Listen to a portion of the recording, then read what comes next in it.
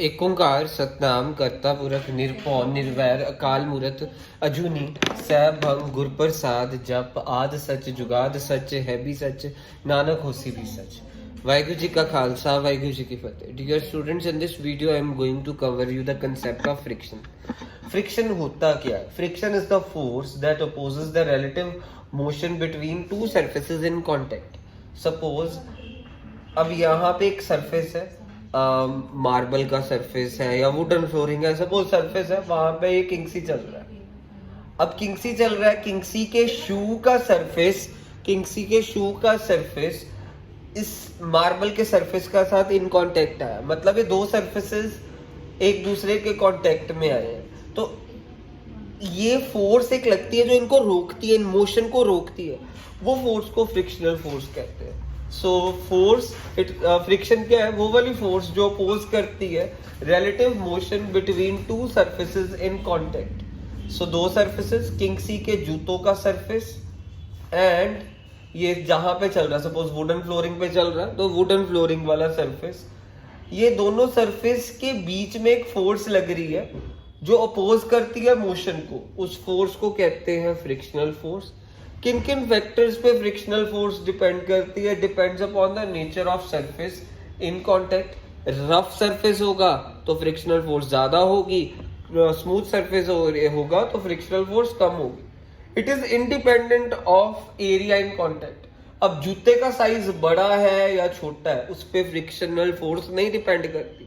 बच्चे सोचते हैं कि अगर अगर ये जूता छोटा है तो फ्रिक्शनल फोर्स कम होगी, जूता बड़ा है फ्रिक्शनल फोर्स ज्यादा होगी। ऐसा कुछ नहीं है, एरिया पे डिपेंडेंट नहीं है frictional force. Frictional force depend on how hard the two surfaces are pressed together. अब ये दो सरफेस है, अब ये देखो ये कितनी मजबूती के साथ एक दूसरे को प्रेस टुगेदर है, मींस ये सरफेस वन सरफेस टू, ये कितनी मजबूती के साथ एक दूसरे के साथ प्रेस्ड है, उस पर भी फ्रिक्शनल फोर्स डिपेंड करती है, on how hard the two surfaces are pressed together. Static friction एक वर्ड याद रखिएगा, force required to overcome friction when object starts from rest.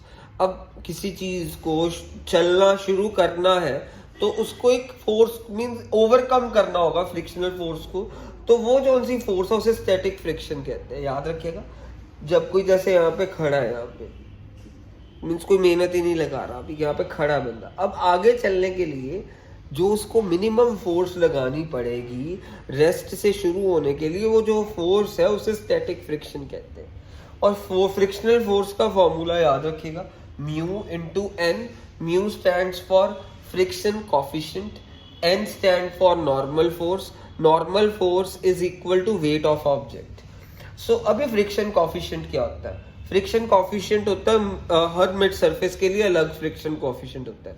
जैसे लकड़ी के सरफेस के लिए फ्रिक्शन कोफिशिएंट 0.5 है, एल्यूमिनियम के सरफेस के लिए 0.98 है। सो ये फ्रिक्शन कोफिशिएंट है। अब फ्रिक्शन कोफिशिएंट तो आपको पता चल गया कि मीन सरफेस पे depend, nature of the surface पे डिपेंड करता है। लकड़ी के लिए 0.5, एल्यूमिनियम के लिए कुछ और ये एन नॉर्मल फोर्स पता किसके इक्वल होती है? वेट के। और बच्चे सोचते हैं वेट जैसे 50 किलो, किलो नहीं होता weight, weight is equals to weight की ऐसे यूनिट न्यूटन होती है।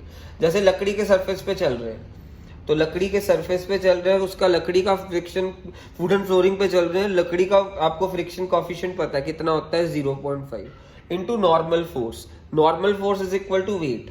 वेट का फॉर्मूला होता है mass into acceleration due to gravity.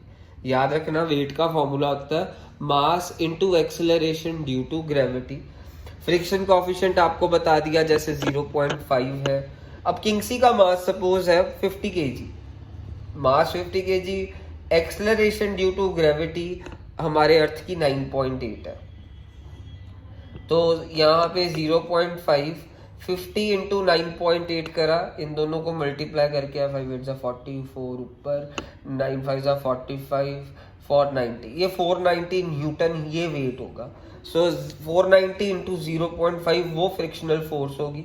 सो वो मेरे पास आ रहा है 2 2 4 4 2 2 4, then 2 2 4 are 8, 245 Newton's.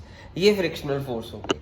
So frictional force का फॉर्मूला मैंने आपको बताया, वो किसके इक्वल होता है, frictional coefficient into normal force. Normal force किसके इक्वल होती है, हमारे किसी ऑब्जेक्ट के वेट के इक्वल। वेट सपोज हम यहाँ पे किंगसी ले रहे हैं, किंगसी का वेट किसके इक्वल होगा, किंगसी का mass into acceleration due to gravity. किंगसी का मास सपोज 50 किलो है और पूरी धरती पे एक्सेलरेशन ड्यू टू ग्रेविटी 9.8 है। 50 इंटू 9.8 करके 490 न्यूटन आया। 490 इंटू 0.5 करेंगे तो 245 न्यूटन आएगा। ये क्वेश्चन खत्म हो गया, दैट्स इट।